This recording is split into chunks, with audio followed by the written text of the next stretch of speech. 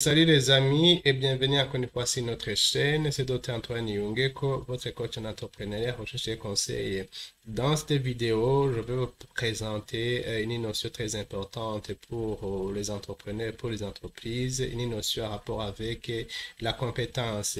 Il y a un auteur d'ailleurs qui a affirmé que les postes sont occupés par des gens incompétents.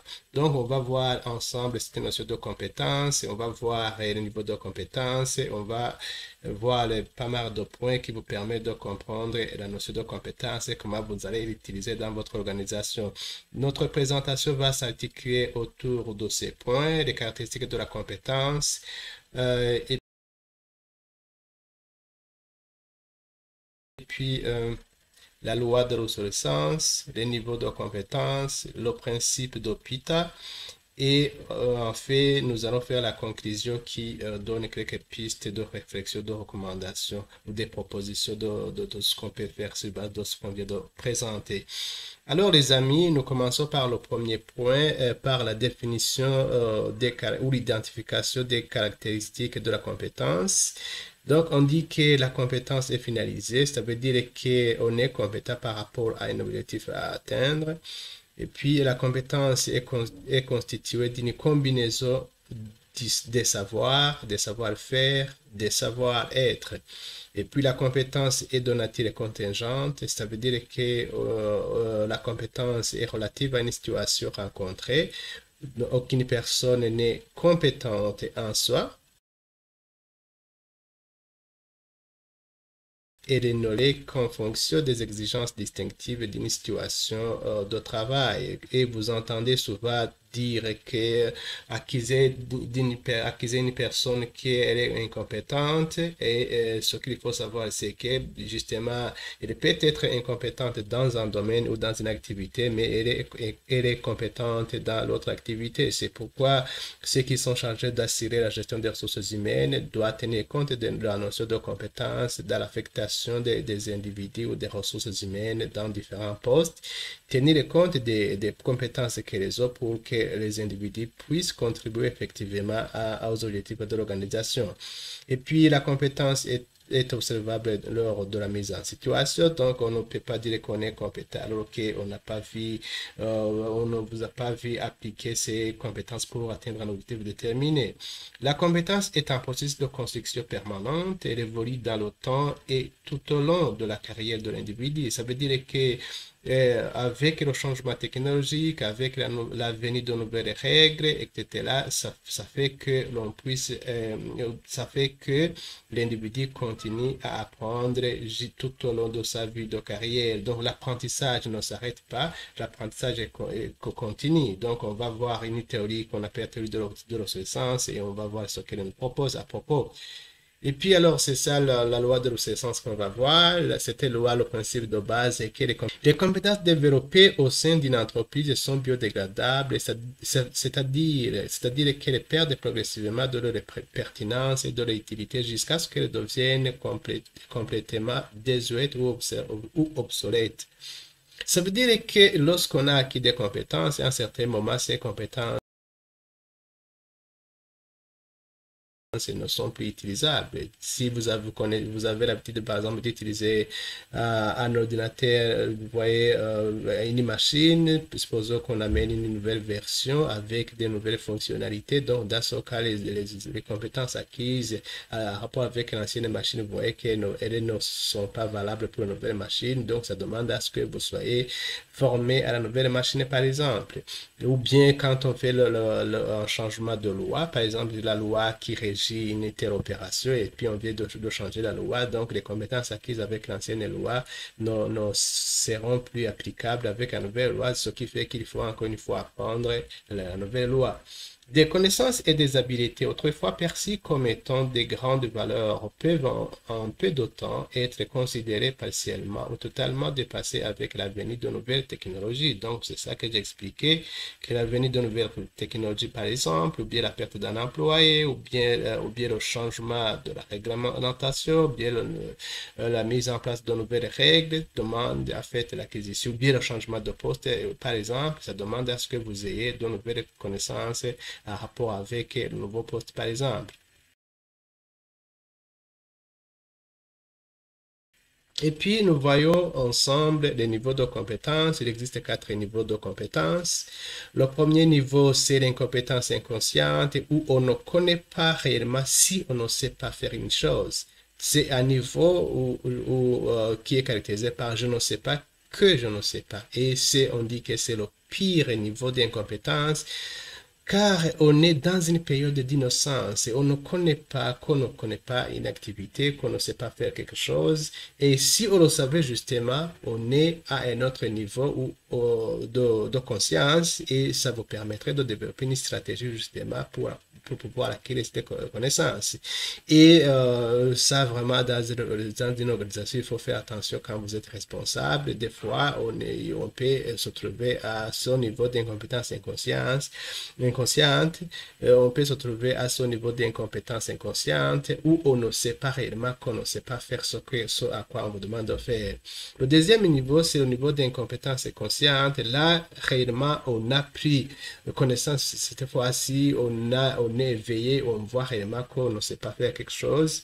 Quand on vous demande de faire, on vous met dans un poste, vous êtes amusé de dire que vous n'avez pas les compétences requises pour occuper ce poste. Là, on dit l'incompétence consciente, je sais que je ne sais pas. On voit qu'on a des lacunes. Il faut développer des stratégies d'apprentissage ou de se former ou de formation pour atteindre alors la compétence requise.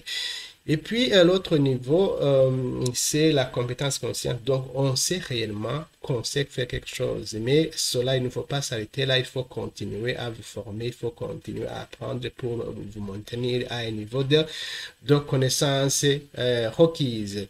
De le dernier niveau de compétence, c'est la compétence inconsciente où on maîtrise tellement de choses qu'on n'a pas besoin de raisonner pour exécuter une opération. Donc, c'est comme si on faisait ça machinalement. Donc, on est expert dans le domaine. Donc, là, vous n'avez pas besoin de savoir si vous maîtrisez ou pas. Vous exécutez les tâches d'une façon automatique ou d'une façon, donc, en tant qu'expert. Voilà alors, les amis, les 4 niveaux de compétences et il faut faire attention. Des fois, on n'ose même pas dire qu'on ne sait pas quelque chose. Et voilà, il faut voir comment utiliser ça.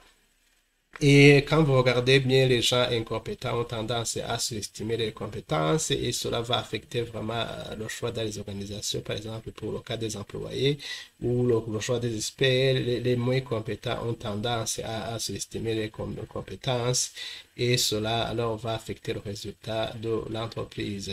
Et puis alors, revenons à ce principe de Pita, lui qui dit que finalement tous les postes sont occupés par des gens incompétents. Donc c'est un principe qui a été développé dans les années 1970 et cet auteur-là a comme principe que dans une hiérarchie, tout employé a tendance à s'élever à son niveau d'incompétence. Par conséquent, avec le temps, tout poste sera occupé par un employé incapable d'en assurer la responsabilité. Alors, comment cela se passe? Comment cela arrive? Il constate que cet auteur, lui, Pita, constate qu'un employé compétent à un poste donné reçoit généralement une promotion à un niveau hiérarchique supérieur. Donc, c'est vraiment vrai. C'est vrai, quand on fait la promotion, on tient compte de la compétence. Donc, quand on est compétent dans un poste, directement, on est promis. Et puis, un employé incompétent à un poste donné n'est pas promis à un niveau supérieur, ni rétrogradé à son ancien poste. Donc, chaque fois que vous serez performant, on va vous donner la promotion. Mais du moment qu'on remarque que vous n'êtes pas compétent, on va cesser de vous accorder la promotion, on va cesser de vous promouvoir. Est-ce qu'on va vous rétrograder? Est-ce qu'on va vous faire retourner à l'ancien poste? Non. Donc, vous restez là, mais vous ne serez pas promis à un niveau supérieur. Voilà, il continue d'observer. Alors, quelles sont les conséquences de cela? Un employé ne demeurera dans aucun des postes où il est compétent puisqu'il sera poussé à des niveaux hiérarchiques supérieurs. Par suite des promotions, l'employé finira par atteindre un poste auquel il sera incompétent. Suite à son incompétence à ce poste, l'employé n'obtiendra plus de promotion.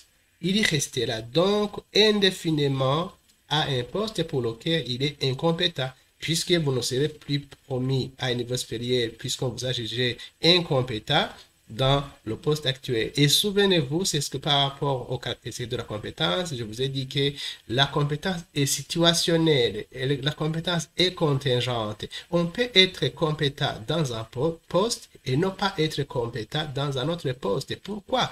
Parce que normalement, quand vous êtes promis à un niveau supérieur, ça veut dire que ce niveau supérieur a des responsabilités et des exigences en termes de connaissances que vous n'avez pas peut-être. Mais c'est pourquoi c'est pourquoi vous devenez incompétent. Puisque la compétence est situationnelle, on est compétent dans une situation donnée et on n'aurait pas dans l'autre. Alors, vous voyez que vous comprenez bien que vous pouvez être promis à un poste supérieur et ne pas être compétent puisque la compétence est situationnelle. La conséquence ici, c'est la conséquence numéro 1. La conséquence numéro 1. Et puis, la conséquence numéro 2, c'est laquelle, à long terme, tous les postes finissent par être occupés par des employés incompétents pour leurs fonctions. La majorité du travail est effectuée par des salariés n'ayant pas encore atteint les seuils d'incompétence. Donc, c'est toujours zéro, c'est au terre. Alors, en guise de tout cela, puisque les employés risquent d'être occupés par ou sont occupés par des employés incompétents, qu'est-ce qu'il faut faire pour le gestionnaire? Nous sommes dans le coaching en entrepreneuriat. Nous avons dit que l'entrepreneur doit avoir des ressources humaines en quantité et en qualité suffisante pour réaliser les activités ou pour atteindre les objectifs. Et voilà, avec ce risque de promouvoir les compétents, avec pour conséquence d'avoir les postes occupés par des gens incompétents. Alors, qu'est-ce qu'il faut faire? La première chose qu'il faut proposer, c'est de pouvoir évaluer continuellement les compétences des employés. Quand vous évaluez les compétences des employés, alors vous pouvez détecter un écart entre les compétences désirées et les compétences disponibles au sein de l'organisation. Et quand vous détectez cet écart-là, vous pouvez alors mettre en place un ensemble d'actions d'apprentissage pour combler cet écart entre ce qui devrait être et ce qui est en termes de compétences, en termes d'habileté, en termes de connaissances.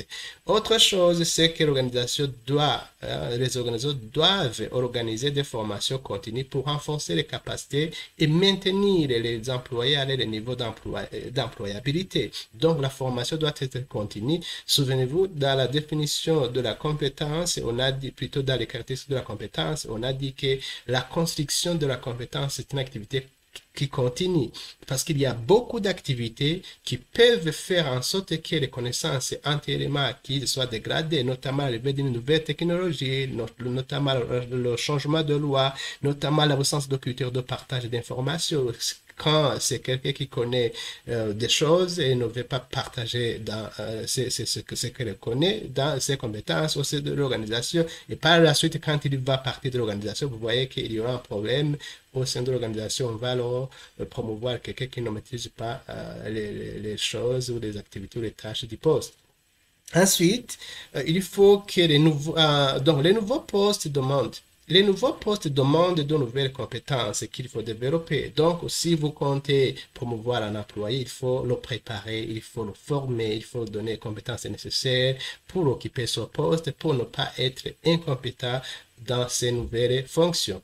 Et puis aussi, ce qu'il faut faire, c'est d'essayer de bien gérer ou bien en assurer la gestion des talents, essayer d'affecter les employés en fonction des compétences qu'ils ont et essayer de maintenir les talents, donc les formations qu'il faut organiser, les différentes façons de former. Donc, il faut essayer de combiner cet arsenal de formation qui permet de rehausser ou de maintenir le niveau de compétence de vos employés au top.